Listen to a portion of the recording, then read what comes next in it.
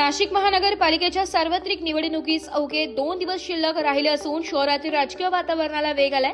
प्रभाग क्रमांक 4 मधून भारतीय जनता पक्षाचे अधिकृत उमेदवार म्हणून मोनिका शंकर हिरे, सरिता रामराव सोनवणे, सागर हिरामन लामखडे व हेमंत दिनेश शेट्टी हे चौघे नगरसेवक पदासाठी निवडणूक रिंगणात उतरले। या पार्श्वभूमीवर आज मंगळवार दिनांक 13 जानेवारी 2026 रोजी प्रभागात भव्य प्रचार रॅलीचे आयोजन करण्यात आले होते। या रॅलीला नागरिकांचा उत्स्फूर्त प्रतिसाद लाभलाय। भाजपच्या उमेदवारांच्या समर्थनार्थ मोठ्या संख्येने नागरिक सहभागी झाले होते। प्रभागातील विविध समस्या सोडविण्याचा निर्धार उमेदवारांनी व्यक्त केला असून विकासाभिमुख कामांच्या जोरावर मतदारांचा विश्वास मिळत असल्याचं चित्र यावेळी दिसून आलंय। निवडणूक प्रचाराच्या अंतिम टप्प्यात भाजपच्या या रॅलीमुळे प्रभाग क्रमांक 4 मधील राजकीय वातावरण अधिकच रंगतदार झाले। अवघे 2 दिवस राहिले आहेत। प्रचाराला चांगला प्रतिसाद मिळतो आहे।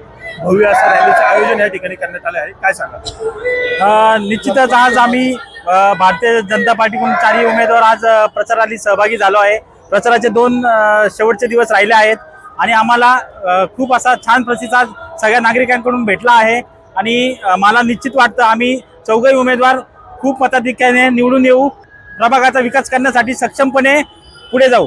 मी प्रभाग क्रमांक 4 मध्ये सर्व नागरिकांना आवाहन करू इच्छितो, येणाऱ्या 15 तारखेला आपण सर्वांनी कमळ या निशाणी समोरील बटन दाबून आम्हाला प्रचंड मतांनी विजयी करावे। सर्वांच्या वतीने मी तुम्हाला आवाहन करतो। ब्युरो रिपोर्ट, नाशिक लोकशाही न्यूज, नाशिक।